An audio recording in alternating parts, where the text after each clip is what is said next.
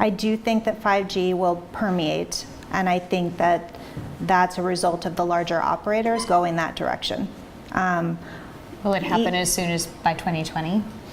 Oh, it's going to happen before 2020. Ericsson says it is. Yeah. Oh, it is. So that's my team, it better. Yeah.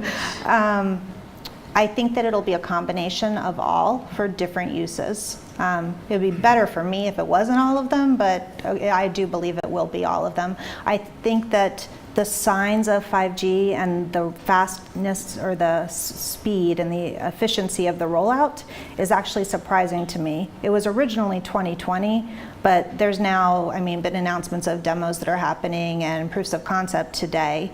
Some of them are happening here in the city that we're working on. I do believe that you'll see some rollouts of all the precursors to 5G coming out. So. Does everybody in here know the benefits of 5G? I'm assuming this is a techie crowd, you probably know. Let's define it just high level. We don't have to spend a lot of time on it, but just okay. 5G in a nutshell. So when I ask my kids, I'm gonna start there, what's 5G? First of all, they had to figure out what I did, but now that they've figured that out, that I'm the cloud is how they describe me to people, they said, I ask them all the time, what's 5G? Because I think that kids tend to be more technology literate than everybody else, and so they know more about it than I do, honestly. So better, faster, quicker, less money, and less bandwidth, but then tons of bandwidth.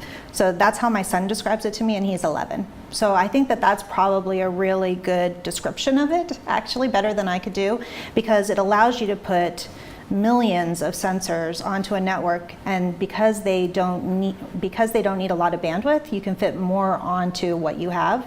And then it also allows you to get longer battery power. It lets you be able to slice your network in different ways, and it also allows you to do what's called NB-IoT, which is a narrowband type concept, in order to take smaller segments, and by taking smaller segments you can fit more on, you can also charge less. So since sensors aren't going to be able to sustain a high cost for bandwidth, it's a way to put more on for less money. Does that make sense? And more is coming very quickly. That's the thing that's kind of astonishing to me with smart cities. You're talking about cars and sensors and trash cans and almost anything that can be connected will be connected. That is the Ericsson's motto. Yes, it is. Thank you very much. No cheating, I promise. And it's mind-boggling to think, we're running around downtown with 4G, and sometimes that doesn't even power our mobile phones. So the next step with all this additional, taxing on the network, that 5G is not just ethereal and not just a concept, but it is happening rapidly. Yeah. How do cities prepare for that? I was going to say, well, no, it's actually a good issue. Yeah. And it's not just the city, but in partnership with your operators. So whether that be Verizon or AT&T or T-Mobile or CenturyLink or whoever you have in your backyard, there's 123 of them, so you could have everybody here, I don't know. But it's so important to have that partnership with that private entity or those private entities that serve your city, because you have to think about things about densification, about potentially using fiber in different ways than you have before. How much fiber do you have? I was recently in a city, and I won't share with who, but I was recently in a city and they thought there was a lot more in the ground than they actually had once they got in there. And so they had put a lot of infrastructure in, but that infrastructure required, say, strands to each piece of hardware, and yet when they got there weren't enough strands to go for all the different pieces. So it's really, I think, a public-private partnership to make sure that that happens correctly, and that you use all the different available types of connectivity when you're looking at densification or when you're just looking at connectivity in general.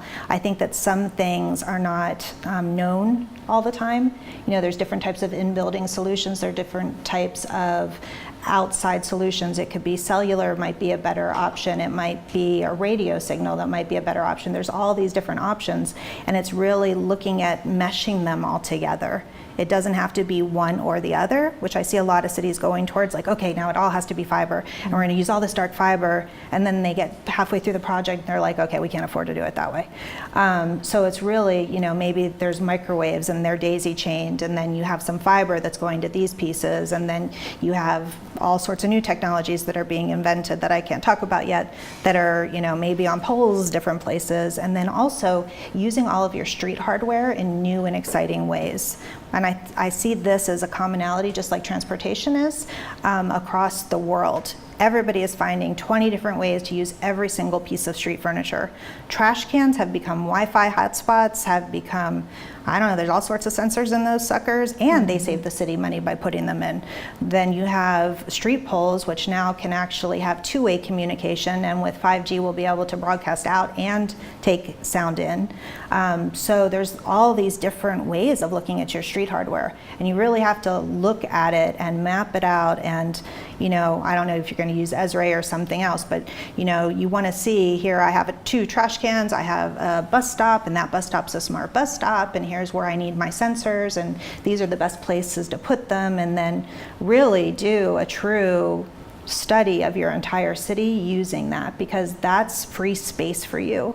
And every single piece of your street hardware can have I'd like to call it multimodal, but nobody's come up with a word for it yet, a multi-use type way of using it. Somebody needs to invent a word. I always want a word, and there's no word for that. We'll invent a word. Do you have one? We'll just, I bet you will invent a word. We'll do it all together. I mean, Okay, with all yes. this brain power in the room, I'm sure we can figure it out. Multi-use just doesn't, it sounds kind of boring. Multimodal is a fun word, Yeah. and multi-use There's is some boring. alliteration there. Yeah. So it's really